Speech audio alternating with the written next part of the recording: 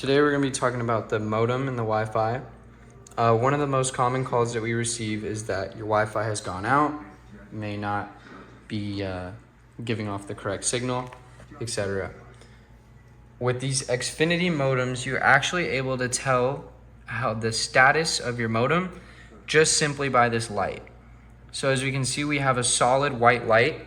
That means your modem is working perfectly fine. Everything should be up and running.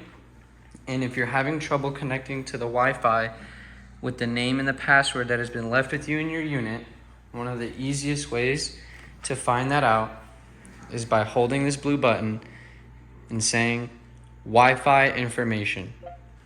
You can see we have the 3 loading dots. That means it's pulling up. And there you go. It pops up on the TV. Looks like I was a little too quick with it, but there we go. We have the Wi-Fi information coming on. So just make sure you give it a second. If you don't know what your Wi-Fi password is with an AT&T modem, you will be able to find that name and password on the bottom of the modem.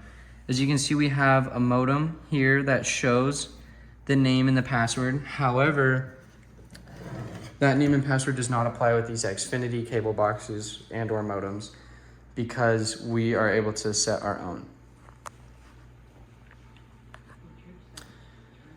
A way to tell if you're going to need a technician is simply by the color of the light, as I said before. If it is blinking orange and or solid orange, that is not a good sign, meaning that it is most likely that your equipment that you have received may be faulty and may need an upgrade as it's not giving off signal. If your light is blinking green, it is very highly likely that you have an outage in your area, and what you need to do from there is call the 1-800-COMCAST number, apply the account information that was given to you on your arrival email, and you will hear over the phone that there is an outage in your area. If your color is solid green, that means that your modem, if it's solid green or blinking white, that means that your modem just needs to be activated and or just restarted. So sometimes getting on the phone with Comcast, letting them lead you through the way on how to get a new signal and everything like that, they will be able to handle that over the phone with the account information that has been given to you on your arrival email. So some of the ways that we can troubleshoot it by ourselves before we call and try and set up an appointment is simply by, again, looking to see if you have a splitter. So with Xfinity and or Comcast, the easiest way is to see if you have a splitter going here and if it's into the wall.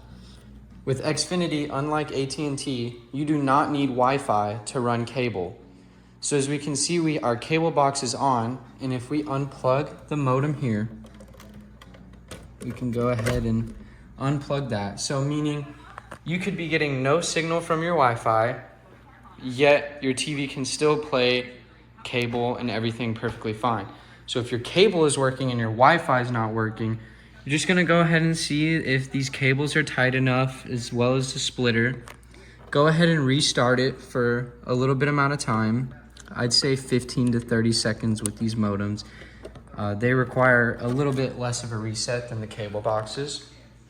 And we're just gonna go ahead and wait to see that light turn solid white.